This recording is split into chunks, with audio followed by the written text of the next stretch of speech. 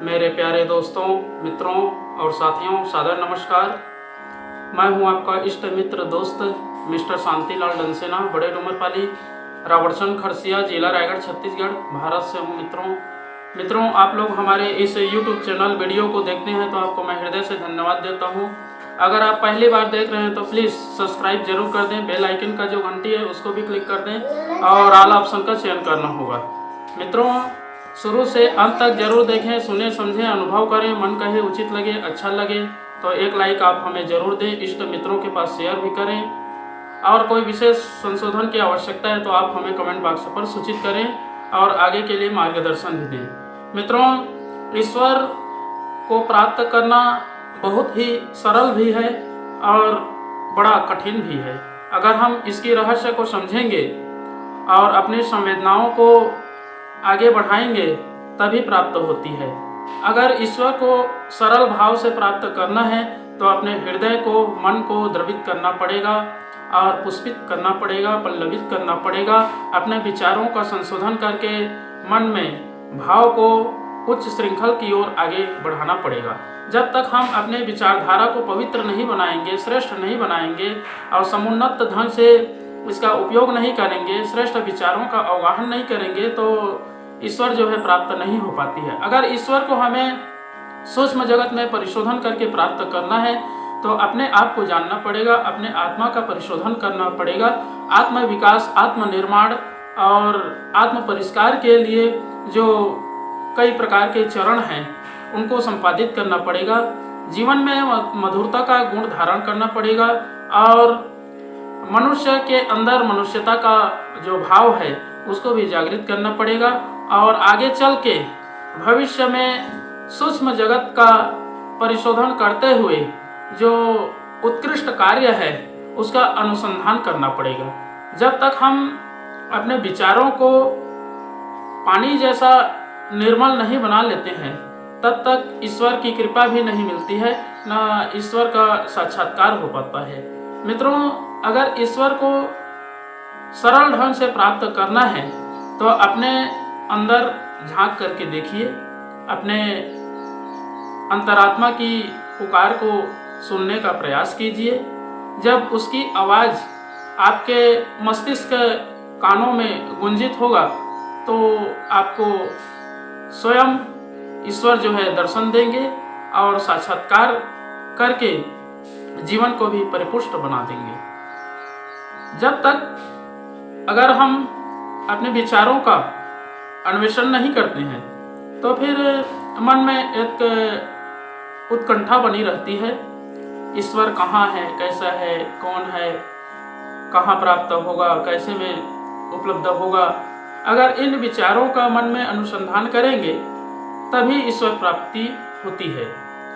और कठिन इसलिए है कि ईश्वर तत्व में अपने विचारधारा को संश्लिष्ट नहीं करना और नकारात्मक सोच को लेकर के अपने मस्तिष्क को दूषित करना, कलमश कसाय से जीवन को भर देना और जो न्याय युक्त जीवन है उसको स्वीकार नहीं करना, जो प्रगति के पथ पर दूषित वातावरण उत्पन्न करता है उसको सिरोधार्य करने से ईश्वर जो है प्राप्त नहीं होती है।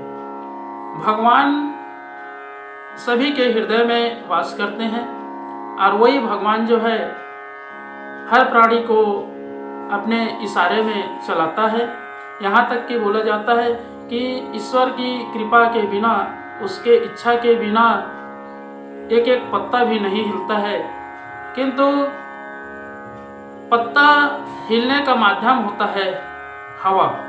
अगर हवा का अभ्युदय परमात्मा ना करे तो फिर पत्ता भी नहीं हिलेगा और मनुष्य भी उसी तरीक़ा से उसका एक एक कण में, एक एक रज रज में ईश्वर विद्यमान है। अगर हम इसका संशोधन करें, अपने आप को जानें और समझें तभी ईश्वर की प्राप्ति होगी, अन्यथा ईश्वर प्राप्त करना संभव नहीं है। इस जीवन तो क्या, कई जन्मों के प्रारब्ध से ही ईश्वर की प्राप्ति होती है। कहीं अच्छा कर्म किए रहेंगे, श्रेष्ठ भावों का विचार चिंतन मनन किए रहेंगे तभी जाकर के ये उपलब्ध होती है। भगवान भा का अर्थ होता है मित्रों भूमि, गा का अर्थ होता है गगन, वा का अर्थ होता है वायु और उसमें एक मात्रा है आ जो अग्नि का रूप है और ना का अर्थ होता है नीर। अर्थात मनुष्य जो है क्षिति जल पावक गगन समीरा कहा जाता है। इन पंच तत्वों से ही मनुष्य शरीर का निर्माण होता है। प्रकृति पर्यावरण भी पंच तत्वों से मिला है। अगर हम सूक्ष्म जगत में परिशोधन करके देखें तो इन पंच तत्वों की पूजा अर्चना करें, इसका समुचित ढंग से उपयोग करें, तभी भगवान जो है प्राप्त होती है। ईश्वर तत्व का बोध होता है, ईश्वर का ज्ञान होता है, सूक्ष्म जगत का परिशोधन होकर के आत्म बल की वृद्धि होती है, आत्मज्ञान का विकास होता है और श्रेष्ठ मार्ग पर चल करके व्यक्ति जो है अपना जीवन को भी धन्य बनाता है। अगर मित्रों हम ईश्वर को हर जगह देखना सीख लें, हर प्राणी में उसका रूप देखना अनुभव कर लें, तो समझिए कि आप श्रेष्ठ विचारधारा से जुड़ रहे हैं और अपने आप को परिफुल्लित कर रहे हैं। मित्रों, जब तक हम अपने आप को संशोधन नहीं करते हैं तब ही विचार जो है संकुचित रहती है और विभिन्न प्रकार के जो अभक्ष्य चीज़ें हैं वो उपलब्ध होती है, जिससे ईश्वर प्राप्ति नहीं हो पाती है। अगर मित्रों ईश्वर को प्राप्त करना है तो एक आधार है गायत्री महामंत्र। अगर हम इसका अनुसरण करते हैं तो ईश्वर जो है हमें आसानी से प्राप्त होता है और सद्बुद्धि का भी विकास होगा और ज्ञान का भी अभ्युदय होगा और उनके बताए हुए मार्ग पर चल करके श्रेष्ठ जीवन को भी धारण कर लेंगे। तो आइए मित्रों, एक बार गायत्री महामंत्र और एक बार संपुट के साथ में महामृत्युंजय मंत्र का उच्चारण मेरे साथ साथ में करने का प्रयास करेंगे। ओम भूर्भुवः स्वः तत्सवितुर्वरेण्यं भर्गो देवस्य धीमहि धियो यो नः प्रचोदयात्। उस प्राण स्वरूप दुख नाशक सुख स्वरूप श्रेष्ठ तेजस्वी पाप नाशक देव स्वरूप परमात्मा को हम अपनी अंतरात्मा में धारण करें। वह परमात्मा हमारी बुद्धि को सत्मार्ग की ओर प्रेरित करे। ओम हौम जूम सह ओम भूर्भुवस्वः ओम त्र्यंबकं यजामहे सुगंधिं पुष्टिवर्धनम् उर्वारुकमिव बन्धनान् मृत्युर्मुक्षीयमामृतात्। ओम स्वः भुवः भुव ओम सह जूम हौम ओम मृत्युंजय महादेव त्राहि मां शरणागतं जन्म मृत्यु जरा व्याधि पीडितं कर्म बन्धनाय। ओम असंभवं संभव कर्तुमुद्यतं प्रचंड झंझावृतिरोध सत्समं युगस्य निर्माण कृते समुद्यतं परम महाकालमं नमाम्यहम्। ओम अस्तो मा सद्गमय तमसो मा ज्योतिर्गमय मृत्युर्मामृतं गमय।